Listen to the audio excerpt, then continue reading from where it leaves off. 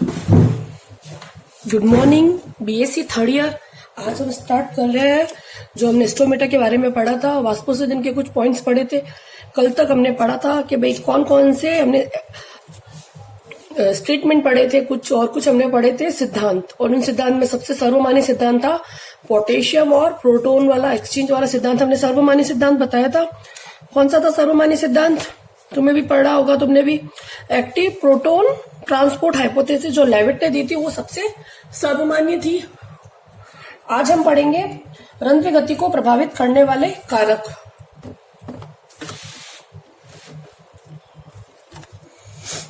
रंध्रीय गति साथ साथ में नोट डाउन करते रहिए। और जब कॉलेज में हम ऑफलाइन क्लासेस लगेगी तो मुझे ये सब नोट्स आपकी कॉपी में नोट डाउन किए हुए चाहिए। सबकी कॉपीज मैं चेक करूंगी।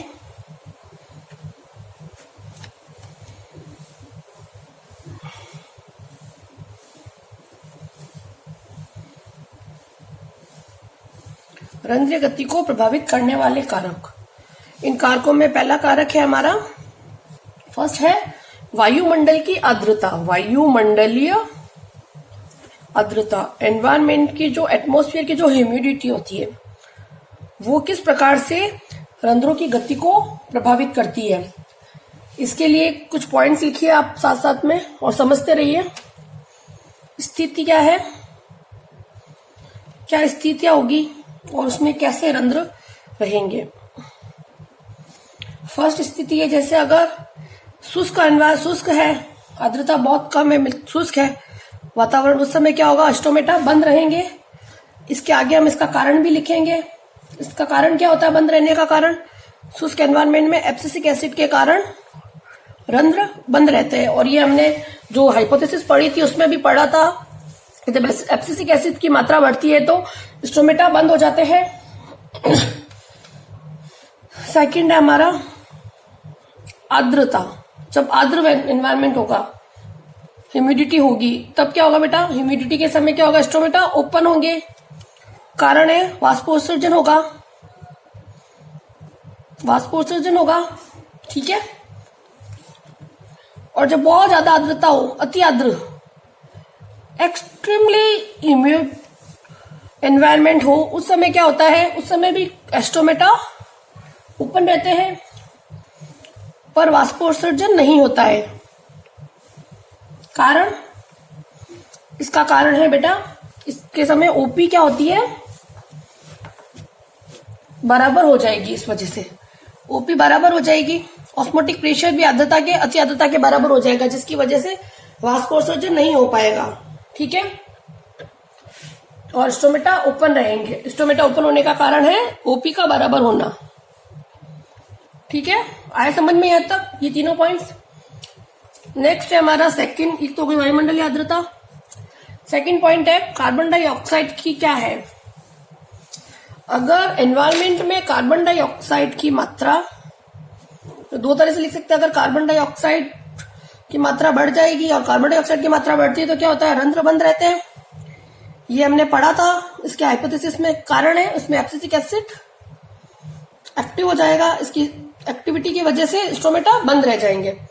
अगर एनवायरनमेंट में कार्बन डाइऑक्साइड की मात्रा कम है तो क्या होगा, रंध्र जो है वो खुले रहेंगे, ठीक है। और तीसरा है हमारा, लाइट किस टाइप से रंध्रों के मूवमेंट को करती है। रेड और ब्लू लाइट में स्टोमेटा ओपन रहते हैं। रेड एंड ब्लू लाइट में स्टोमेटा ओपन रहेंगे, ठीक है। फोर्थ है टेम्परेचर। टेम्परेचर कैसे इफेक्ट करता है हमारे इसके रंध्रों की गति को। जब टेम्परेचर इंक्रीज होगा तो रंध्र, स्टोमेटा ओपन। कारण क्या है, जब टेम्परेचर ज्यादा होगा तो उस समय क्या होगा, प्लांट्स की जड़ें जल को ज्यादा अवशोषित करेगी और जल को ज्यादा अवशोषित करेगी तो यह जल प्लांट की रूट से होता है स्टेम में जाएगा और स्टेम से लीफ की सेल्स में जाएगा और लीफ की सेल्स में क्या होगा, ये जाएगा इसकी द्वार कोशिकाओं में स्टोमेटा की, और द्वार कोशिकाओं में जैसे ही जल प्रवेश करेगा, एंडोस्मोसिस होगा, तो द्वार कोशिकाएं फूल जाएगी, जिसकी वजह से स्टोमेटा ओपन हो जाएंगे। ठीक है, अब एक नोट लिखिए यहाँ पे आप, मैं आपको समझाती हूँ, एक नोट है उसे आप लिखिएगा जरूर। वाष्पोत्सर्जन में Q10 2 के बराबर होता है, यानी कि 10 डिग्री टेम्परेचर बढ़ाने पर वाष्पोत्सर्जन की क्रिया दुगुनी हो जाएगी। अगर 10 डिग्री टेम्परेचर बढ़ता है, टेम्परेचर अगर एनवायरमेंट में इंक्रीज होगा तो क्या होगा, जो वाष्पोत्सर्जन की क्रिया है वो डबल हो जाएगी, ट्रांसपिरेशन दुगुनी, वाष्पोत्सर्जन दुगुनी हो जाएगा। इसको क्या बोलते हैं, इसलिए इसको बोलते हैं वाष्पोत्सर्जन। इसको ऐसे भी लिख सकते हैं, वाष्पोत्सर्जन में Q10 इक्वल्स टू 2। ठीक है, यानी कि वाष्पोत्सर्जन में अगर टेम्परेचर 10 डिग्री टेम्परेचर बढ़ रहा है एनवायरमेंट का, तो उस समय क्या होगा, जो वाष्पोत्सर्जन की क्रिया है वो डबल हो जाएगी। पहले अगर वो 1 हो रही थी तो फिर 2 हो जाएगी। ठीक है, तो इसको लिखते हैं हम Q10 इक्वल्स टू 2। अब है 5th पॉइंट, हार्मोन्स कैसे इफेक्ट करते हैं स्टोमेटा की मूवमेंट को। हार्मोन में फर्स्ट हार्मोन है साइटोकाइनिन। इसके कारण क्या होता है, हमने पहले जो सिद्धांत पढ़े थे उसमें भी हमने इसके बारे में पढ़ा था। साइटोकाइनिन के कॉन्सेंट्रेशन होने पर क्या होगा, स्टोमेटा ओपन हो जाएंगे। ठीक है, इसका कारण क्या है, इसका कारण भी बताते हैं हम। इस टाइम क्या होता है, आयन का एक्सचेंज होगा। आयन का एक्सचेंज क्या होता है, पोटेशियम आयन जाएंगे, प्रोटॉन आयन गार्ड सेल से कहां जाते हैं, सब्सिटरी सेल या एसेसरी सेल, सहायक कोशिकाओं में। कारण क्या है कि साइटोकाइनिन के कारण स्टोमेटा ओपन हो जाएंगे। इसका कारण बताते हैं। इसमें क्या होता है बेटा, जो गार्ड सेल्स होती है, जो हमने स्टोमेटा पढ़ा था, ये स्टोमेटा का ये बीच वाला पोर्ट था, ये इसकी गार्ड सेल्स थी, और इसके बाहर जो सेल्स थी 4-5 सेल्स, इसको हमने दिया था, इसको बोलते हैं एसेसरी सेल्स, या इन्हीं को बोलते हैं हम सब्सिडरी सेल्स। और अंदर वाली है, इसको हमने बोला था गार्ड सेल्स। द्वार कोशिका और बाहर वाली सहायक कोशिकाएं। होता क्या है बेटा, गार्ड कोशिकाएं जो सहायक कोशिकाओं में से प्रोटॉन जाता है एसेसरी सेल्स के अंदर, इन सेल्स में जाएगा। यहां से प्रोटॉन, मान लो यहां पर प्रोटॉन है, गार्ड सेल्स के अंदर प्रोटॉन है, तो ये प्रोटॉन जा रहा है सब्सिडरी या एसेसरी सेल्स में, और यहाँ पे जो पोटेशियम है वो जा रहा है गार्ड सेल में। तो ये तो हो गई हमारी गार्ड सेल, और ये हो गई हमारी एसेसरी सेल या सब्सिडरी सेल। इसके कारण क्या होता है, स्टोमेटा ओपन होते हैं। इसके अलावा दूसरा है जो एब्सिसिक एसिड हार्मोन होता है, उसके कारण क्या होता है, स्टोमेटा क्लोज हो जाएंगे। ठीक है, एब्सिसिक एसिड के कारण स्टोमेटा हमेशा बंद हो जाएंगे। इसका कारण भी क्या है, इसका कारण भी होता है आयन एक्सचेंज, आयनों का आदान प्रदान। क्या होता है इसके समय में भी क्या होगा, इनके समय क्या होगा, जो प्रोटॉन आयन है वो जो एसेसरी सेल्स में जा चुके हैं, वो एसेसरी सेल से किस में जा रहे हैं, वापस सब गार्ड सेल्स के अंदर। ठीक है, आयनों का प्रोटॉन आयन एसेसरी सेल से गार्ड सेल्स में जाएंगे, और गार्ड सेल्स के अंदर जो प्रेजेंट है पोटेशियम, वो वापस आ रहा है एसेसरी सेल में। यानी कि यहाँ का जो पोटेशियम है वो जा रहा है, गार्ड सेल्स का पोटेशियम जा रहा है एसेसरी सेल्स में, और एसेसरी सेल्स का जो प्रोटॉन है वो जाएगा। तो इस समय कौन सा हार्मोन काम कर रहा है, एब्सिसिक एसिड हार्मोन की वजह से हो रहा है, और ये हो रहा है साइटोकाइनिन की वजह से। इसकी वजह से स्टोमेटा क्या होगा, स्टोमेटा ओपन होते हैं, और इसकी वजह से स्टोमेटा क्लोज्ड होते हैं। Is that clear? ठीक है, अब है वाष्पोत्सर्जन को कौन से कारक प्रभावित करते हैं। तो हेडिंग बनाते हैं वापस, नई हेडिंग, वाष्पो उत्सर्जन को प्रभावित करने वाले कारक। कौन कौन से कारक है, कौन कौन से फैक्टर है जो कि वाष्पोत्सर्जन या ट्रांसपीरेशन को इफेक्ट करते हैं? एक तो होता है एक्सटर्नल फैक्टर और एक होता है इंटरनल फैक्टर। ठीक है,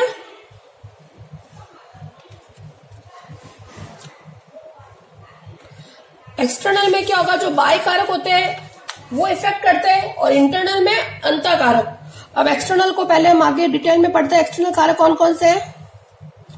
एक्सटर्नल फैक्टर, एक्सटर्नल फैक्टर क्या क्या हो सकते हैं? फर्स्ट है इसका टेम्परेचर। टेम्परेचर कैसे इफेक्ट करेगा? एक्सटर्नल फैक्टर में क्या क्या हो सकता है? टेम्परेचर हो सकता है, विंड की मूवमेंट हो सकता है, वाष्पोत्सर्जन की आर्द्रता हो सकती है, वायुमंडलीय आर्द्रता हो सकती है, वायुमंडलीय दाब हो सकता है और एंटी ट्रांसपेरेंट फैक्टर्स हो सकते हैं। ठीक है, तो फर्स्ट है ताप। ताप क्या होता है? वाष्पो जैसे जैसे ताप बढ़ेगा वाष्पोत्सर्जन भी बढ़ेगा। ठीक है, फर्स्ट एक्सटर्नल फैक्टर। सेकंड है वायु की गति। वायु की गति ज्यादा होने पर भी वाष्पोत्सर्जन बढ़ता है। जैसे जैसे वायु की गति बढ़ेगी वाष्पोत्सर्जन की क्रिया भी बढ़ती है। तीसरा है वायुमंडलीय आर्द्रता।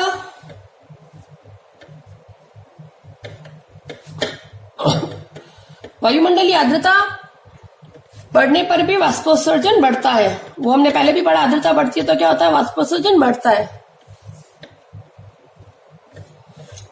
चौथा है हमारा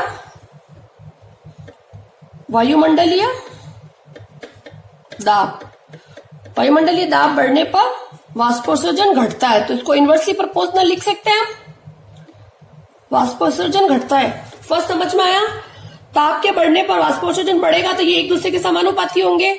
वायु की गति बढ़ने पर भी वाष्पोत्सर्जन बढ़ता है, ये भी एक दूसरे के समानुपाती होंगे। ठीक है, और वायुमंडलीय आर्द्रता बढ़ने पर भी वाष्पोत्सर्जन बढ़ता है, ये एक दूसरे के समानुपाती होंगे। और तीसरा है हमारा,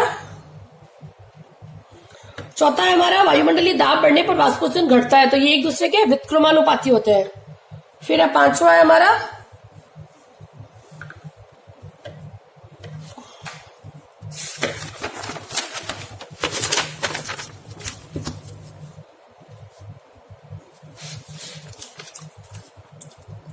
वाष्पोत्सर्जन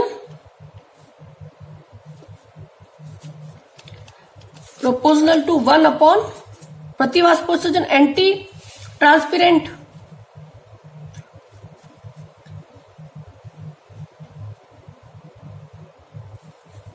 वाष्पो उत्सर्जक। ठीक है, ये जो वाष्पोत्सर्जन है वो जो ट्रांसपिरेशन है वो एंटी ट्रांसपेरेंट के व्युत्क्रमानुपाती होगा। एंटी ट्रांसपेरेंट क्या कौन से है? कौन कौन से है एंटी ट्रांसपेरेंट? एंटी ट्रांसपेरेंट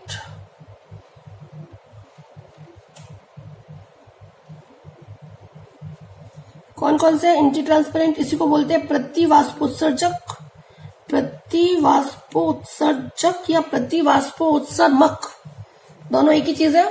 कौन कौन से है? फर्स्ट है इसके अंदर, एक तो है एब्सिसिक एसिड,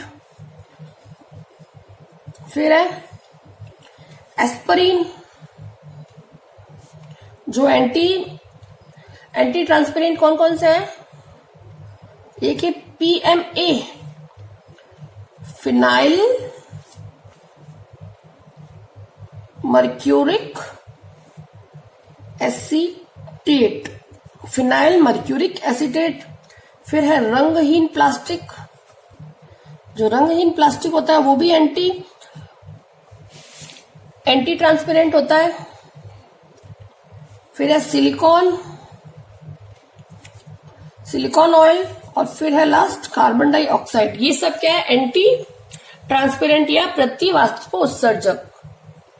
ठीक है, ये तो हो गए सब एक्सटर्नल फैक्टर। अब हम पढ़ते हैं नेक्स्ट इंटरनल फैक्टर कौन कौन से है। इंटरनल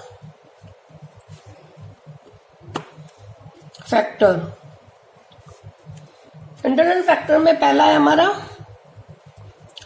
वाष्पोत्सर्जन विक्रमानुपाती होता है लीफ के क्यूटिकल पर। अगर लीफ की क्यूटिकल जितनी मोटी होगी उतना ही वाष्पोत्सर्जन कम होगा, क्यूटिकल ऑफ लीफ। इसका मतलब है कि लीफ के ऊपर जितनी मोटी क्यूटिकल की लेयर होगी उतना ही वाष्पोत्सर्जन कम होगा। ठीक है, आया समझ में?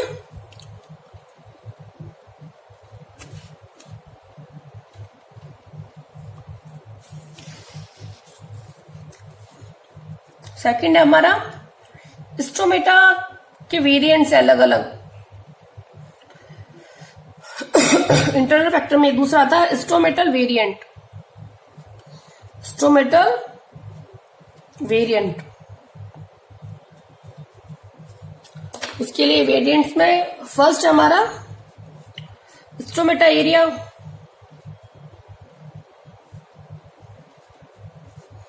अगर स्ट्रोमेटा का एरिया बढ़ेगा तो वाष्पोत्सर्जन भी बढ़ेगा। ठीक है। सेकंड है इसी का स्ट्रोमेटा का नंबर। अगर स्ट्रोमेटा नंबर इंक्रीज होगा तो क्या होगा, वाष्पोत्सर्जन भी बढ़ेगा। ठीक है, ये एक दूसरे के प्रपोजनल है। थर्ड है स्ट्रोमेटल एक्टिविटी। स्ट्रोमेटल एक्टिविटी, अगर स्ट्रोमेटल एक्टिविटी ज्यादा, स्ट्रोमेटा ज्यादा एक्टिव है तो क्या होगा, ये भी वाष्पोत्सर्जन के समानुपाती होंगे, वाष्पोत्सर्जन बढ़ेगा। अगर कोई स्ट्रोमेटा बहुत वेरिएंट्स में है, और चौथा है, ये हो गए तीन। तो स्ट्रोमेटल वेरिएंट्स में क्या, एक तो अगर स्ट्रोमेटा का एरिया बढ़ता है तो वाष्पोत्सर्जन भी बढ़ता है। ठीक है। दूसरा, स्ट्रोमेटा का नंबर बढ़ेगा तब भी वाष्पोत्सर्जन बढ़ेगा। ठीक है। और जब स्ट्रोमेटा की एक्टिविटी, स्ट्रोमेटा की सक्रियता बढ़ेगी तब भी वाष्पोत्सर्जन बढ़ता है। ठीक है। अभी नेक्स्ट है थर्ड, वाष्पोत्सर्जन रूट और शूट के रेशियो के भी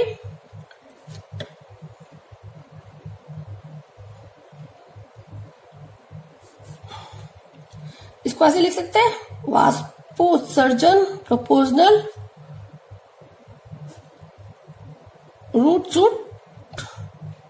रूट एंड शूट रेशियो। ठीक है, रूट और शूट रेशियो के प्रोपोर्शनल होता है। ठीक है।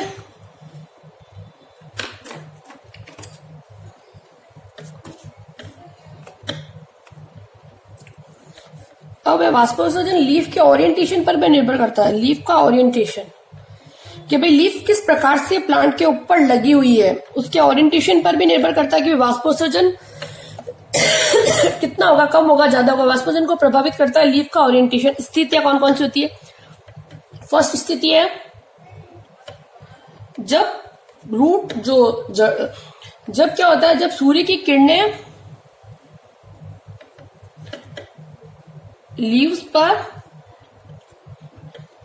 के समकोण पर पड़ती है।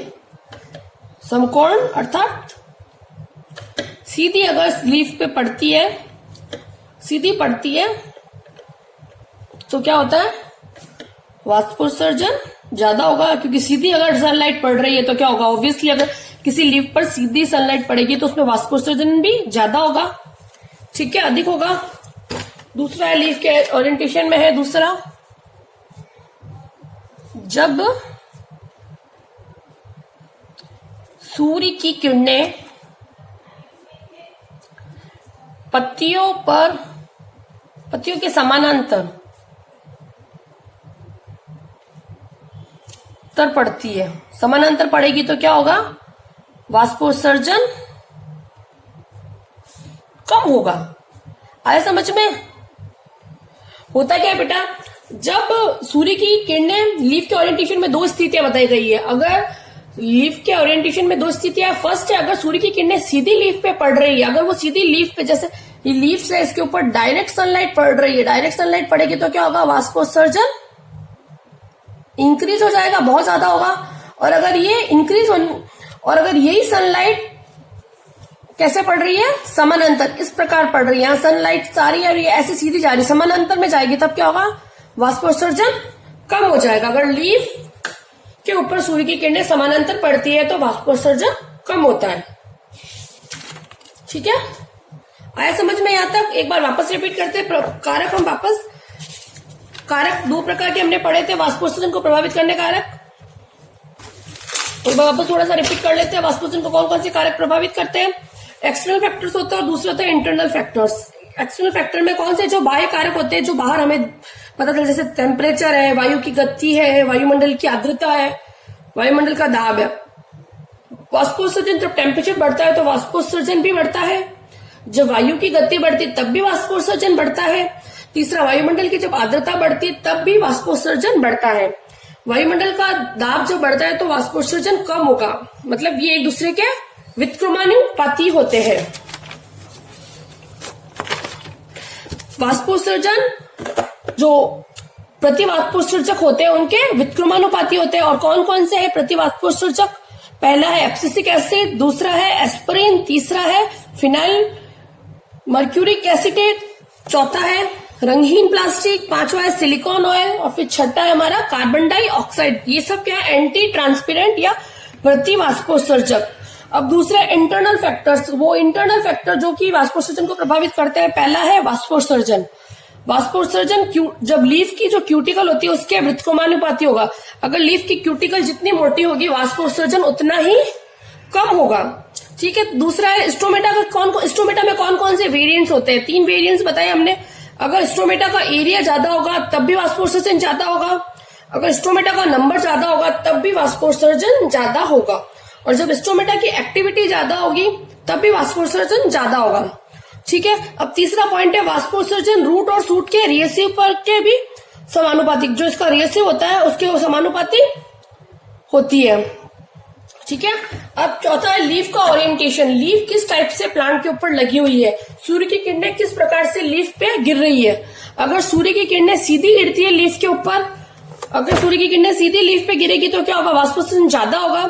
और अगर ये सूर्य की किरणें समानांतर गिरती है तो क्या होगा? लीफ के स्टोमेटा से वाष्पोत्सर्जन कम होगा। ठीक है। ये तो हो गया इसको प्रभावित करने वाले कारक। अब हम पढ़ते हैं वाष्पोत्सर्जन का क्या महत्व है।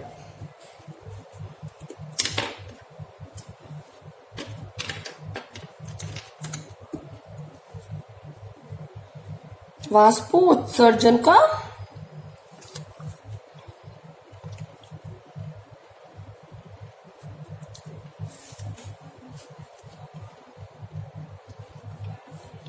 कौन कौन सा महत्व है? पहला है वाष्पोत्सर्जन क्या करता है? ताप का नियमन, ताप टेम्परेचर को रेगुलेट करता है वाष्पोत्सर्जन।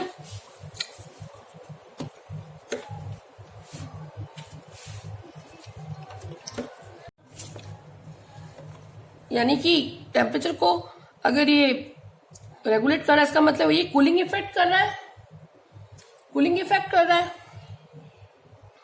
ठीक है। ये क्या करता है? जब लीफ के द्वारा ट्रांसपिरेशन होता है उस समय यह कूलिंग इफेक्ट को थोड़ा धीरे कर देता है, जिससे प्लांट के बॉडी से टेम्परेचर रेगुलेट रहता है। ठीक है। सो करता है। ठीक है। ये करेगा पत्तियों द्वारा जब वाष्पोत्सर्जन की क्रिया होती है, वाष्पोत्सर्जन होता है, होने पर ये क्या करेगा? कूलिंग इफेक्ट को शो करेगा। कूलिंग इफेक्ट शो करेगा, कूलिंग इफेक्ट बताएगा। कूलिंग इफेक्ट को जब शो करता है तो क्या होगा? प्लांट का जो प्लांट बॉडी के अंदर टेम्परेचर रेगुलेट हो जाएगा। प्लांट बॉडी में टेम्परेचर रेगुलेट होगा। टेम्परेचर रेगुलेट कैसे करेगा? जब प्लांट्स में लीव्स के थ्रू जब ट्रांसपिरेशन होता है, वाष्पोत्सर्जन होता है, उस समय प्लांट्स ये क्या करता है? प्लांट्स के अंदर वाष्पोत्सर्जन के समय ये क्या करेगा? जब टेम्परेचर को कैसे करता है वाष्पोत्सर्जन इफेक्ट? जब पत्तियों द्वारा टेम्परेचर ज्यादा होने पर वाष्पोत्सर्जन होता है तो ये वाष्पोत्सर्जन होने पर ये कूलिंग इफेक्ट को शो करेगा, कूलिंग इफेक्ट बताएगा। कूलिंग इफेक्ट की वजह से वो क्या होगा? प्लांट की जो बॉडी है उनमें टेम्परेचर रेगुलेट हो जाएगा। ठीक है। सेकंड है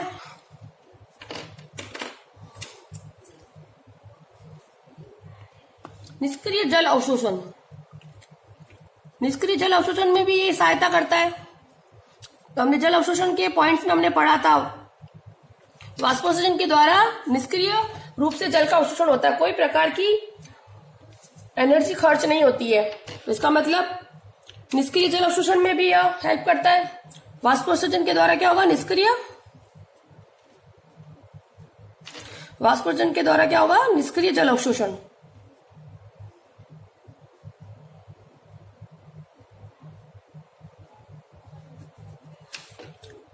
passive water transport, water absorption. Passive water absorption किसके थ्रू होता है? वाष्पोत्सर्जन के द्वारा होता है। जैसे प्लांट्स में क्या होगा, अगर वाष्पोत्सर्जन ज्यादा होगा लीफ के थ्रू, वाटर अगर बाहर ज्यादा जाएगा एनवायरनमेंट में, तो क्या होगा? प्लांट की जो लीफ की जो सेल्स है उनमें क्या होगा? डीपीडी कम हो जाएगी। डीपीडी जैसे कम होगी, वो पास वाली सेल से वाटर लेगी और वो धीरे धीरे जाते हुए स्टेम की सेल्स तक जाएगा, स्टेम की सेल से वो जाएगा रूट की सेल्स तक। जब रूट की सेल्स में भी डीपीडी कम हो जाएगी, तो डीपीडी कम होने पर वो क्या करेगा? रूट हेयर की सेल्स की डीपीडी कम करेगा, और रूट हेयर की सेल्स की डीपीडी कम होने पर वो जो सॉइल के अंदर जो कैपिलरी वाटर होता है उसको एब्जॉर्व करेगा, और कैपिलरी वाटर को एब्जॉर्व करके वो वापस रूट की सेल्स की डीपीडी को वापस बढ़ाएगा, और ऐसे डीपीडी वापस कहां तक जाएगी? ये डीपीडी का फ्लो वापस लीफ तक जाएगा। इस प्रकार पूरे जल का एब्जॉर्प्शन किया जाएगा।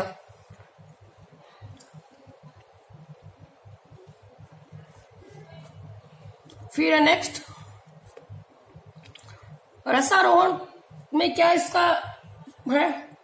जब ब्लीडिंग, या हम जो ब्लीडिंग पढ़ रहे थे रसारोहण, या हम जो पहले पढ़ रहे थे रसारोहण के बारे में, एसेंट ऑफ सेप हम जो पढ़ रहे थे रसारोहण, एसेंट ऑफ सेप भी वाष्पोत्सर्जन के द्वारा होता है। वाष्पोत्सर्जन के द्वारा, वाष्पोत्सर्जन ज्यादा होगा तो रसारोहण भी ज्यादा होगा, के द्वारा होता है रसारोहण। ठीक है,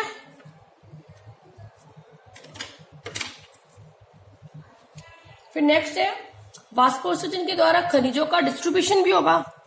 वाष्पोत्सर्जन के द्वारा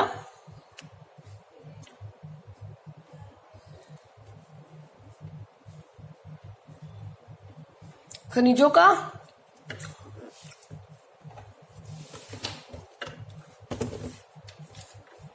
वाष्पोत्सर्जन के द्वारा खनिजों का वितरण, डिस्ट्रीब्यूशन। वाष्पोत्सर्जन के द्वारा एक जो खनिज लवण हम जल के साथ साथ जो रूट हेयर्स होते हैं वो खनिज लवणों का भी अवशोषण करते हैं, तो वो खनिज लवणों को भी प्लांट बॉडी के अंदर एंटर करवाएंगे और वो पूरी बॉडी में डिस्ट्रीब्यूट कर दिए जाएंगे। ठीक है, तो वाष्पोत्सर्जन खनिज लवणों के वितरण में भी सहायता करता है। वाष्पोत्सर्जन के द्वारा प्रकृति में चलने वाला जल चक्र का भी नियमन होता है। जो वाटर साइकिल है वो भी, वाटर साइकिल भी वाष्पोत्सर्जन द्वारा रेगुलेट होती है। वाष्पोत्सर्जन के द्वारा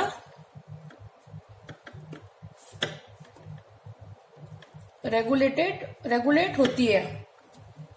इसका मतलब जो जल चक्र, जो प्रकृति में जल चक्र चलता है वो भी वाष्पोत्सर्जन के द्वारा ही चलता है। ठीक है, एक बार वापस रिपीट करती हूँ मैं वाष्पोत्सर्जन के महत्व। पहला है टेम्परेचर रेगुलेशन। कैसे होता है टेम्परेचर रेगुलेशन? प्लांट्स के अंदर, जैसे कोई प्लांट है उस पर बहुत ज्यादा सनलाइट पड़ रही है, जब सनलाइट बहुत ज्यादा पड़ती है तो क्या होगा? उसकी बॉडी का टेम्परेचर भी बढ़ जाएगा, प्लांट की बॉडी का टेम्परेचर। तो उस बॉडी के टेम्परेचर को रेगुलेट करने के लिए क्या होता है, जो लीव्स होती है उनमें से उसके स्टोमेटा ओपन होंगे और वहां से वाष्पोत्सर्जन के थ्रू वाटर के कुछ वेपर्स के फॉर्म में एनवायरमेंट में चले जाएंगे। जैसे वो एनवायरमेंट में जाएंगे उससे क्या होगा, उसकी जो लीफ का जो एरिया है वो थोड़ा सा कूलिंग इफेक्ट दिखाएगा। उसके कूलिंग इफेक्ट दिखाने से क्या होगा, प्लांट की जो बॉडी का टेम्परेचर जो बढ़ रहा है उस टेम्परेचर को वो रेगुलेट करता है, उस टेम्परेचर का नियमन करता है। ठीक है, सेकेंड इफेक्ट है निष्क्रिय जल अवशोषण। पैसिवली जो वाटर का एब्जॉर्प्शन होता है वो भी वाष्पोत्सर्जन के द्वारा होता है। कैसे? इसमें कोई भी प्रकार की एटीपी खर्च नहीं होती है। जैसे एनवायरमेंट का टेम्परेचर बहुत ज्यादा बढ़ गया है तो वाष्पोत्सर्जन होगा लीफ के थ्रू, स्टोमेटा के थ्रू। तो उस समय क्या होगा, जैसे ही लीफ से वाटर वेपर के फॉर्म में एनवायरमेंट में जाएगा तो वाटर की कमी की वजह से वो क्या करेगा, अपनी पास वाली सेल को बताएगा कि मेरे पास वाटर की कमी है, तो वो जाएगा स्टेम। ये पूरा एक साइकिल, एक रे टाइप बनता है कि भाई यहाँ पे लीफ की सेल में वाटर कम है तो इसने बोला कि भाई वाटर का मैं ये पास की स्टेम की सेल के पास जगह, स्टेम की सेल कहेगी भाई मुझे वाटर के पास की सेल से वाटर लेगी, ऐसे करते करते ये चला जाएगा रूट हेयर की, जो रूट हेयर की सेल्स होती है वहां तक चला जाएगा। रूट हेयर की सेल्स क्या करेगी, वाटर को, जो सॉइल में जो वाटर प्रेजेंट है कैपिलरी वाटर, उसको एब्जॉर्ब करेगी और अपनी रूट की सेल्स को देगी। रूट की सेल वापस स्टेम की सेल तक जाएगी, वहां तक वाटर लेके जाएगी, ऐसे ही करके जल की आपूर्ति करेगी। इस प्रकार ये जो जल का अवशोषण हो रहा है एक प्रकार से निष्क्रिय हो रहा है, कोई प्रकार की यहाँ पर ऊर्जा की आवश्यकता नहीं पड़ रही है। फिर है रसारोहण या एसेंट ऑफ सीप। जो रसारोहण होता है वो भी वाष्पोत्सर्जन के द्वारा होता है। वाष्पोत्सर्जन की दर बढ़ेगी तो रसारोहण भी बढ़ेगा। फिर वाष्पोत्सर्जन के द्वारा खनिजों का वितरण। जो खनिज लवण, जैसे हम बता रहे हैं कि वाष्पोत्सर्जन होता है तो लीव्स वाटर को एब्जॉर्ब करती है पेसिवली, तो वो वाटर के साथ साथ कुछ मिनरल्स को भी एब्जॉर्ब करती है और उस मिनरल को भी प्लांट की पूरी बॉडी में डिस्ट्रीब्यूट कर देती है। तो इसका मतलब जो ट्रांसपिरेशन हो रहा है वो प्लांट के अंदर मिनरल को डिस्ट्रीब्यूट करने के लिए भी रेस्पॉन्सिबल है। ठीक है, और लास्ट है हमारा वाटर साइकिल। जो एनवायरमेंट में जो जल चक्र चलता है, जो प्रकृति के द्वारा अपने आप जल चक्र चलता है कि भाई कैसे वाटर साइकिल चलता है कि भाई जैसे बादलों का बनना, कोई समुद्र है उसमें से पानी भाप के रूप में जाके, भाप के रूप में बाहर वाष्पीकरण के द्वारा जाकर आकाश ऊपर जाकर बादल बनाती है। ठीक है, इसके अलावा प्लांट्स में जो वाष्पोत्सर्जन होता है वो भी वेपर के फॉर्म में एनवायरमेंट में जाकर बादल बनाएगा और वो बादल वापस बारिश के फॉर्म में वापस एनवायरमेंट में वापस पृथ्वी पे आ जाएगा। तो ये जो वाटर साइकिल चलती है वो प्राकृतिक वाटर साइकिल होती है, उसको भी वाष्पोत्सर्जन द्वारा रेगुलेट किया जाता है। ठीक है, थैंक यू सो मच। कुछ भी प्रॉब्लम हो तो तुम मुझे पर्सनली मैसेज कर सकते हो और जो भी मैं पढ़ा रही हूँ तुम उसे साथ साथ में नोट डाउन करते रहिए, समझते रहिए। कुछ भी प्रॉब्लम हो तो पर्सनल मैसेज या कॉल करके पूछ सकते हैं। और ये वापस क्लास में रिपीट नहीं कराया जाएगा, मैं वापस बोल रही हूँ। और ये चीज मैं रोज रोज रिपीट कर रही हूँ। तुम लोग नोट्स नहीं देखते हो, ना ही तुम वीडियोस देखते हो। तो जब ऑफलाइन क्लासेस चलेगी तो इसके आगे का सिलेबस कराया जाएगा, पीछे का सिलेबस वापस रिपीट नहीं होगा। ठीक है, थैंक यू सो मच।